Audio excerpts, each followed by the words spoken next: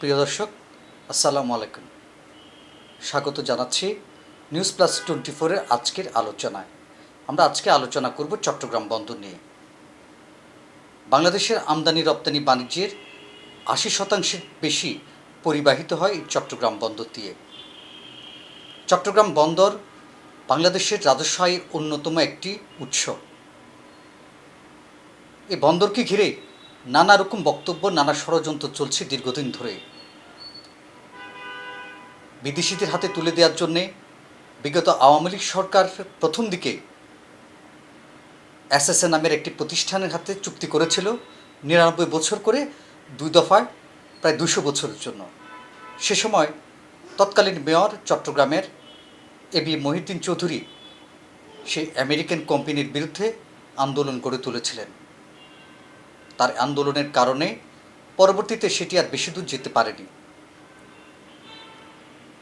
চট্টগ্রাম বন্দর ২০০৭ সালে 111 সরকার ক্ষমতা আসার পর সে সময়কার তত্ত্বাবধায়ক সরকার এটিকে সংস্কার করে স্টিভিউটরিং প্রথা বাতিল করে বাথ অপারেটিং সিস্টেম চালু করেন। বন্দরের গতিশীলতাকে বাড়ানোর জন্য বেশ কিছু সিদ্ধান্ত নেন। চট্টগ্রাম বন্দরকে গতিশীল করার জন্যে তৎকালীন তত্ত্বাবধায়ক সরকার চট্টগ্রামে 12টি বাঁধ পাতা চালু করেন। সে 12টি বাঁধের এখন নিয়ন্ত্রণ করছে অধিকাংশে আওয়ামী লীগের লোকজন। চট্টগ্রাম বন্দরের নিজস্ব অর্থায়নে নিউমোরিং কন্টেইনার টার্মিনাল সহ চিটাগং কন্টেইনার টার্মিনাল সিসিটি নির্মাণ করা হচ্ছে। তৎকালীন সরকারের আওয়ামী লীগ সরকারের ঘনিষ্ঠজনকে পরিচালনা অপারেটিংয়ের দায়িত্ব দেওয়া হচ্ছে। একটি প্রতিষ্ঠান সেটি অ্যাডহক বেসিসে এনসিটি পরিচালনা করছেন।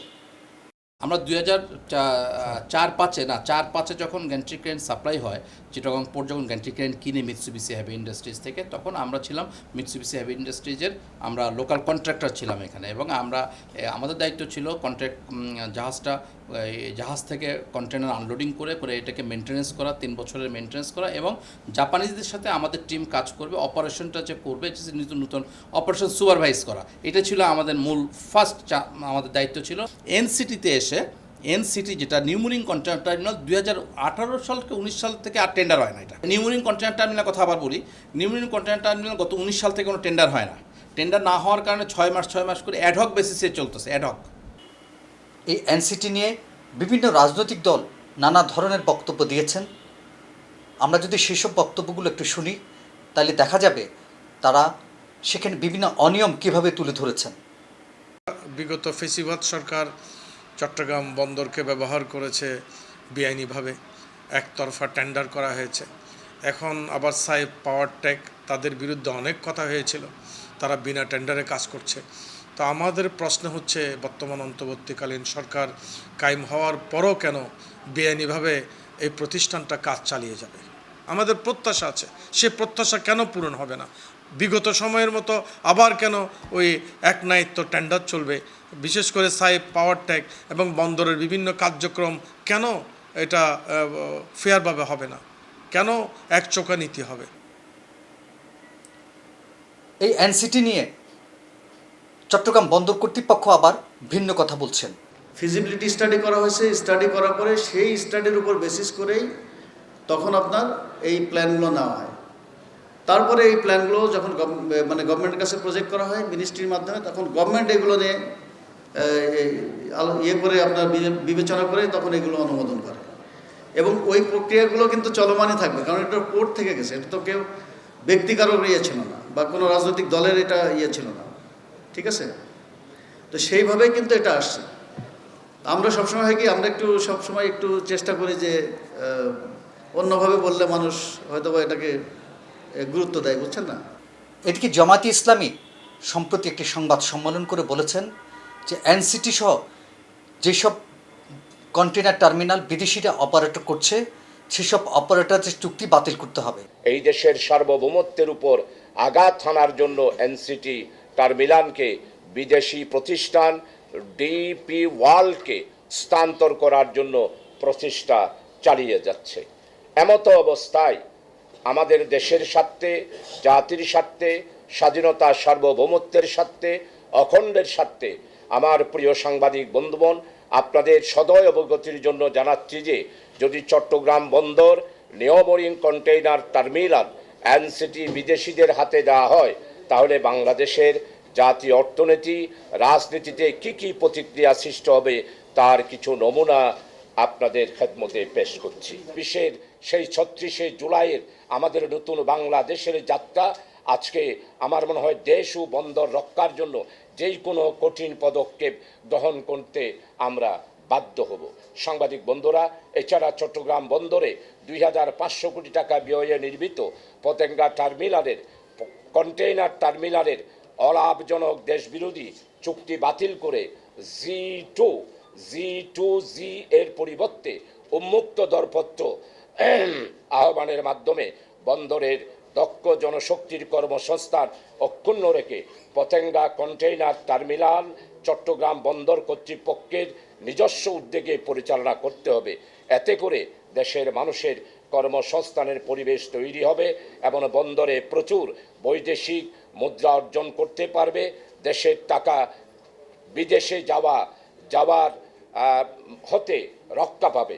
পাশাপাশি পতেঙ্গা টার্মিনালে দেশবিরোধী চুক্তি দেশের জনগণের কাছে উন্নয়ন করতে হবে এবং একটি নিরপেক্ষ তদন্ত কমিটি দ্বারাই চুক্তিটি পর্যালোচনা করে বাতিল করার বিদেশি নিয়ম অনুসারে বাতিল করার উদ্যোগ গ্রহণ করতে হবে। এখন আসি আমার যে কোশ্চেনটা করছিলেন ইয়ের ব্যাপারে, যে সিপি এর এনসিটি এবং ইয়ের ব্যাপারে, যে এনসিটি দিয়ে দেওয়ার ব্যাপারে। অ্যাকচুয়ালি কিন্তু আমরা কাউকে মালিকানা দিয়ে দিচ্ছি না। মালিকানা কিন্তু আপনি যেমন একটা বিল্ডিং করে কি করেন, বিল্ডিংটা ভাড়া দেন, ঠিক আছে না? এটাও ঠিক ওই রকমই, মানে আমরা কিন্তু এটা মালিকানা আমাদেরই থেকে যাচ্ছে। আমরা তাদেরকে টার্মিনাল অপারেটর হিসেবে নিয়োগ করতেছি, যে যেমন আমরা পিসিটিতে করলাম। তারপরে বে টার্মিনালে যেটা হবে, CCT-1 যেটা হবে সেটা করবে হলো সিঙ্গাপুর, আর CCT-2 যেটা করবে এটা হলো ডিপি ওয়ার্ল্ড। ঠিক একইভাবে এনসিটির জন্য গভর্নমেন্ট লেভেলে যেই দুই দেশের মধ্যে যেই চুক্তি হয়েছিল সেই অনুসারে কাজ চলমান রয়েছে। এটা আপনার মানে দুইটা দেশেরই যে কমিটমেন্ট, সেই কমিটমেন্ট অনুসারে চলছে। রাষ্ট্রীয় পর্যায়ে এটা নিয়ে নীতি নির্ধারণের পর্যায়ে এটার সিদ্ধান্ত চলছে এবং এটা এখনও তো আপনারা দেখছেন যে এটা যেই নিয়োগ প্রক্রিয়া ওইভাবে এখনও ফাইনালাইজ হয় না। তো আমাদেরও নিজস্ব একটা এটার ব্যাপারে ট্রানজ্যাকশন অ্যাডভাইজারও ওটা নিয়োগ করা আছে। এই ট্রানজ্যাকশন অ্যাডভাইজার ওনারা কাজ করছেন। আশা করি হয়তো বা আমাদের ট্রানজ্যাকশন অ্যাডভাইজারের রিপোর্ট আমরা পেলে তখন আমরা বুঝতে পারবো। আমরা যেটাই করি না কেন, রাষ্ট্রের স্বার্থ হলো সবার আগে, দেশের মানুষের স্বার্থ সবার আগে।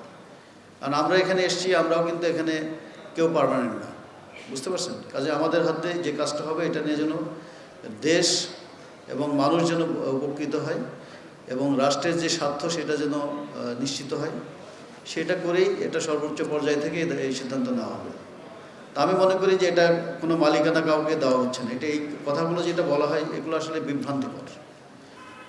বন্দর ব্যবহারকারীরা বলছেন এই এনসিটিকে একটি প্রতিষ্ঠানে তুলে দেওয়ার মাধ্যমে বন্দরের বিপুল পরিমাণ অর্থ লুটপাট করা হচ্ছে।